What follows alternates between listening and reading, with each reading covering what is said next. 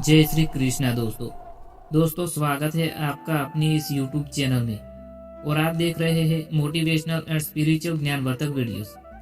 दोस्तों आज के इस नए वीडियो में हम आपको श्रीमद् भगवद गीता के 5वें अध्याय की एक प्रेरणादायक कहानी सुनाते हैं। श्रीमद् भगवद गीता के 5वें अध्याय को कर्म संन्यास योग कहा जाता है।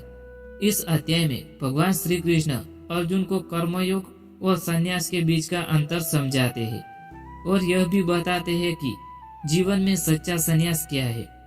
अर्जुन इस अध्याय में फिर से यह प्रश्न उठाते हैं कि क्या कर्मों को त्याग देना ही श्रेष्ठ है या फिर उसमें रहते हुए ईश्वर को समर्पित भाव से कार्य करना।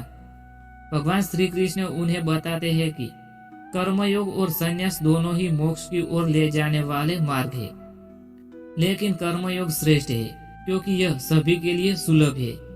इस सिद्धांत को समझाने के लिए हम आपको एक प्रेरणादायक कहानी सुनाते हैं जो अध्याय 5 के मुख्य विचारों को सरल और रोचक तरीके से प्रस्तुत करती है। दोस्तों इस कहानी का नाम है दो साधकों का मार्ग। प्राचीन काल में काशी नगरी में दो युवा साधक रहते थे, देवराज और विप्रकेतु। दोनों ही भगवान श्री कृष्ण के अनन्य भक्त थे और आत्म साक्षात्कार की खोज में लगे थे। वे दोनों एक ही गुरु के शिष्य थे और ज्ञान प्राप्त करने के लिए अपने आश्रम में वर्षों से तपस्या कर रहे थे। एक दिन उनके गुरु ने अपने सभी शिष्यों को बुलाया और उनसे पूछा, तुम में से कौन कौन शारीरिक जीवन त्याग कर संन्यास लेना चाहता है और कौन गृहस्थ जीवन में रहकर कर्मयोग का पालन करना चाहता है। देवराज और विप्रकेतु दोनों इस प्रश्न से गंभीरता से विचार करने लगे। देवराज ने सोचा, संसार तो मोह माया का बंधन है।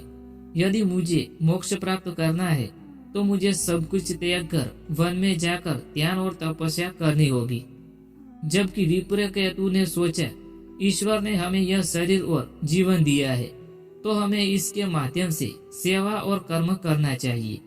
मैं इस संसार में रहकर भगवत भक्ति कर सकता हूँ। अंत में देवराज ने संन्यास का मार्ग चुना और जंगल में चला गया, बल्कि विप्रकेतु ने कर्मयोग को अपनाने का निर्णय लिया और समाज में रहकर सेवा करने लगा। सन्यासी देवराज का अनुभव। वन में जाकर देवराज ने कठोर तपस्या शुरू की। उसने सभी सांसारिक सुखों का त्याग कर दिया, अच्छे वस्त्र, भोजन, यहाँ तक कि बातचीत करना भी बंद कर दिया। वह एक गुफा में रहने लगा और दिन प्रतिदिन ध्यान तथा जप करने लगा। शुरुआत में उसे अत्यंत शांति और आनंद की अनुभूति हुई, लेकिन कुछ समय बाद उसका मन विचलित होने लगा। उसे भूख सताने लगी, ठंडी और गर्मी से शरीर कष्ट में आ गया। कभी कभी उसे अपने पुराने जीवन की याद आती और वह सोचता कि क्या उसने सही निर्णय लिया था।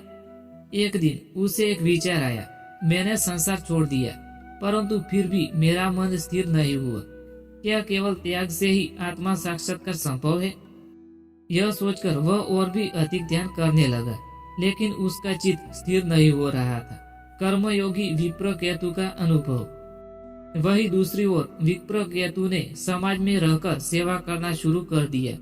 उसने निर्धनों के लिए भोजनालय खोला, रोगियों के लिए इलाज के लिए एक औषधालय खोला और विद्या के प्रचार के लिए एक पाठशाला चलाई। हर सुबह वह श्री कृष्ण की प्रार्थना करता और फिर अपने कार्यों में लग जाता। वह अपने हर कर्म को भगवान को अर्पित करता। धीरे धीरे वह अपने भीतर गहरी शांति का अनुभव करने लगा।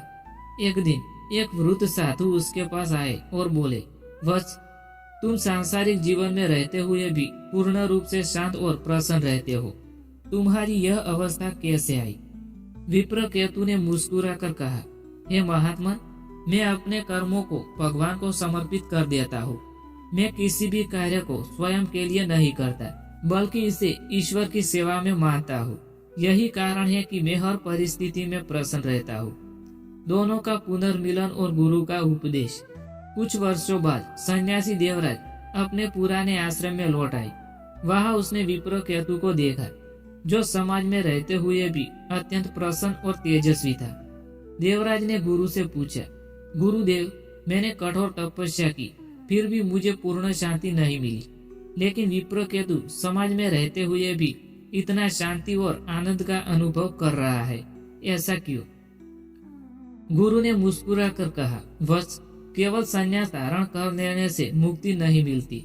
सच्चा संन्यास तो वही है जिसमें मनुष्य अपने कर्मों को ईश्वर को समर्पित करता है और परिणाम की चिंता नहीं करता है। विप्रकेतु ने अपने सभी कार्य श्री कृष्ण को समर्पित कर दिए, इसलिए वह पूर्ण स्वरूप से मुक्त है। देवराज को अब समझ में आ गया कि केवल बाहरी त्याग से मुक्ति संभव नहीं है, बल्कि मन से त्याग करना आवश्यक होता है। इस कहानी की शिक्षा, यह कहानी हमें श्रीमद् भगवद गीता के 5वें अध्याय की यह महत्वपूर्ण बातें सिखाती है। पहला है, सच्चा संन्यास कर्म के त्याग में नहीं, बल्कि फल की आसक्ति के त्याग में है। कर्मयोग, जिसमें व्यक्ति सभी कार्यों को भगवान को समर्पित करता है, सबसे श्रेष्ठ मार्ग वही है। केवल जंगल में जाकर ध्यान करने से मुक्ति नहीं मिलती, बल्कि हर कार्य में ईश्वर को देखने से आत्मा साक्षात्कार संभव है। एक सच्चा भक्त अपने हर कर्म को भक्ति में बदल सकता है और पूर्ण शांति प्राप्त कर सकता है। अंत में अपने हर कर्म को भगवत पूर्ण भाव से करना चाहिए और फल की चिंता छोड़कर केवल निष्काम भाव से सेवा करनी चाहिए। यही सच्चा कर्म संन्यास है। दोस्तों, इसी के साथ यह ज्ञानवर्धक वीडियो यहाँ समाप्त होता है। मैं उम्मीद करता हूँ कि आपको पसंद आया होगा। अगर पसंद आया हो तो इस वीडियो को लाइक करें, शेयर करें और चैनल को सब्सक्राइब करना ना भूलें। जय श्री कृष्णा दोस्तों।